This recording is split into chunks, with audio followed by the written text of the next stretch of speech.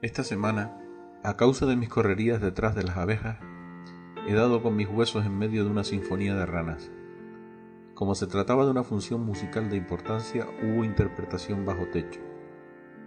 En este caso, la que yo oí estaba toldada de estrellas. Por allí, de la osa mayor a Casiopea, revoloteaba un murciélago de cabriola en cabriola, porque a él le daba la gana.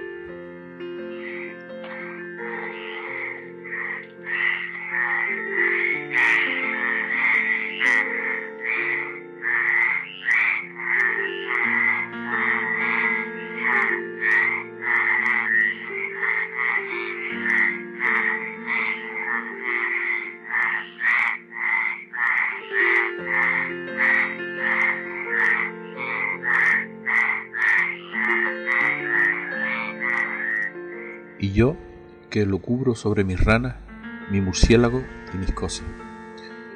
Nos encontramos en un punto de inflexión de la historia de este país. Este hombre que ahora se marcha de la charca ha pulverizado muchos sueños y ha roto muchas esperanzas.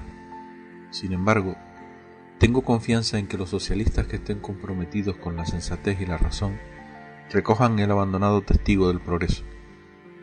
Si no es así, habrá fracasado la socialdemocracia por causa de estúpidos experimentos con un izquierdismo radical que solo sirve para placeres pseudointelectuales estúpidos. Qué lejanía de los filósofos que deberían gobernar el Estado según Aristóteles.